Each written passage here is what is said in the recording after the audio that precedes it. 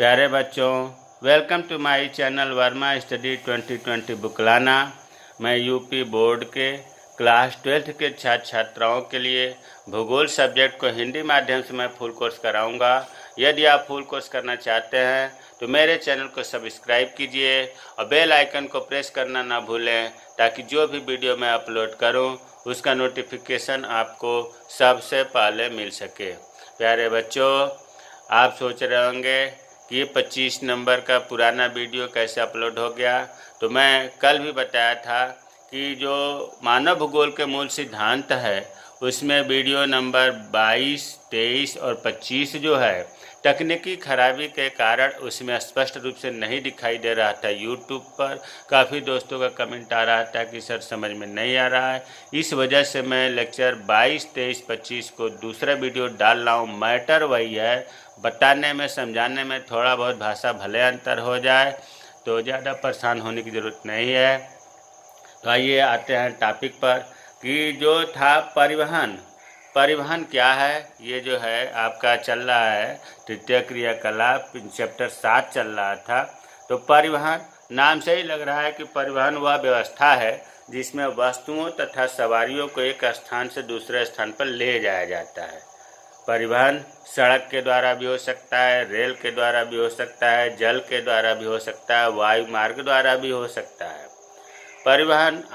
परिवहन के बिना तो आज का दुनिया समझ जाइए कि स्थिर हो जाएगी। हर काम आप देख रहे हो कि कहीं दूर दूर जाना हो, आप अंदाज़ा लगा लो कि पूरे दुनिया के किसी भी कोने में 35 घंटे में आप विमान के द्वारा जा पहुंच सकते हैं। दुनिया के किसी भी कोने में आप जो है 32 से 35 घंटे के बीच में विमान के द्वारा पहुंच सकते हैं। तो ये तो परिवहन का ही कमाल है। परिवहन के द्वारा देख रहे हैं कि ट्रेन मार्ग के द्वारा, ट्रेन की सहायता से बहुत दूर दूर लोग यात्रा करते हैं। तो परिवहन के अभाव में वस्तुओं का, सेवाओं का उत्पादन, वितरण, उपयोग संभव नहीं है। अगर परिवहन नहीं रहेगा तो कोई उद्योग ही नहीं चल पाएगी, न रॉ मटेरियल आएगा न प्रोडक्शन जाएगा। अब परिवहन को प्रभावित करने वाले कारक कौन कौन से हैं, ये बहुत टॉपिक आसान है। परिवहन को प्रभावित करने वाले कारक, पहला है जनसंख्या। भाई जहाँ जनसंख्या ज़्यादा होगी वहाँ पर परिवहन सेवाओं का विस्तार होगा, वहाँ पर परिवहन सेवाएं सफल होंगी। क्योंकि परिवहन सेवाएं, मान लो बस चला दिया कोई और सवारी मिल ही नहीं रही है तो परिवहन सेवाएं बाधित हो गई। तो जहाँ पर परिवहन सेवाओं का विस्तार होगा निश्चित रूप से वहाँ जनसंख्या का आकार बहुत बड़ा होना चाहिए। कहने का मतलब यह है कि परिवहन सेवाओं का जो है प्रभावित करने वाले कारकों में जनसंख्या महत्वपूर्ण है। दूसरा है आर्थिक विकास। आर्थिक विकास भी जरूरी है। अगर पैसे रहेगा तो आप एक स्थान से दूसरे स्थान पर जाएंगे, वहाँ से कच्चा माल लाएंगे, कुछ बनाकर बेचने ले जाएंगे। और जब कुल मिलाकर के स्थिति खराब है, आर्थिक विकास कमज़ोर है, दूसरे देश पर आश्रित है, तो फिर परिवहन सुविधाएं भी प्रभावित होंगी। तीसरा है परिवहन व्यय। किराया भी बहुत महत्वपूर्ण है। किसी सामान को ले जाना है और अगर परिवहन व्यय बहुत महंगा पड़ रहा है तो फिर क्या होगा, लोग परिवहन नहीं करेंगे, परिवहन प्रभावित होगा। महंगा परिवहन अनेक उपयोग में बाधक होता है। चौथा है परिवहन की गति भी मायने रखती है। मान लो कि कोई सामान जैसे दूध है और दूध को किसी महानगर में पहुंचाना है और वहाँ पर आप 2 दिन में पहुँचोगे तो क्या फ़ायदा, दूध खराब भी हो जाएगा। तो गति निर्भर करती है कि आप इस ढंग से चलें कि वहाँ मंडी के समय तक वहाँ आप 2-4 घंटे में, 5 घंटे में पहुँच जाएं। तो गति बहुत महत्वपूर्ण है। फल और सब्जी भी इसी तरह से ट्रक पर लाद के जाता है तो समय का बहुत ध्यान रखा जाता है।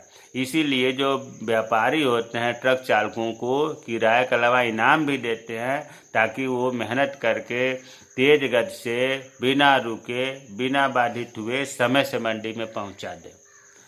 पांचवा है उच्चावच। उच्चावच का मतलब होता है धरातल उबड़ खाबड़ है कि समतल है।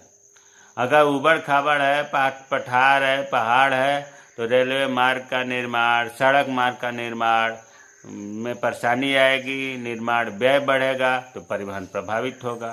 संचार अब देखिए, परिवहन के बाद तीसरा है संचार।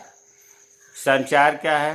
शब्दों और संदेशों, तथ्यों और विचारों का एक व्यक्ति या स्थान से दूसरे व्यक्ति या स्थान तक भेजना ही संचार है।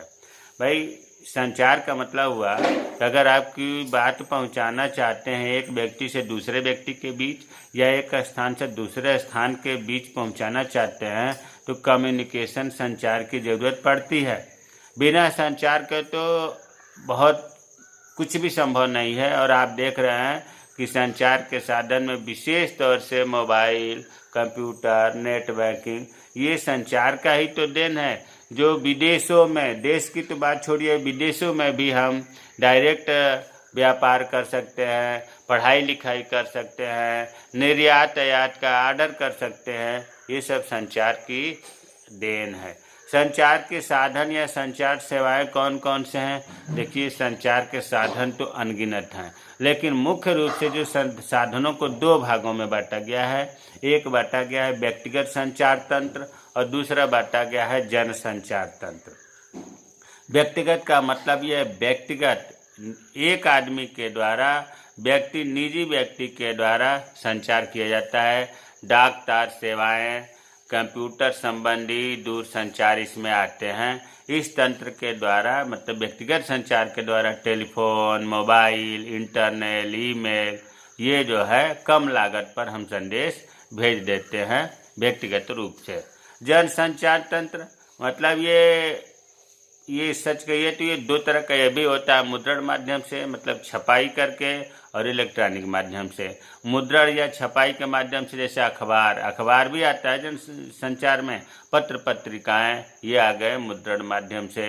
इलेक्ट्रॉनिक माध्यम से रेडियो हो गया, टीवी हो गया, ये जन संचार तंत्र हैं। ये भी सेवाएं या संचार सेवाएं होती हैं। तो मुझे उम्मीद है कि परिवहन और संचार समझ में आया होगा। मेरे चैनल को सब्सक्राइब कीजिए। जय हिंद, जय भारत।